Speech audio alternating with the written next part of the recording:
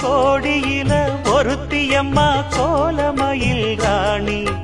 ஆடி வரும் பூங்கலசம் அழகிருக்கும் மேனி தேர் நடந்து தெருவில் வரும் ஊர்வலமா ஊருலகில் அவளை போல பேர் வருமா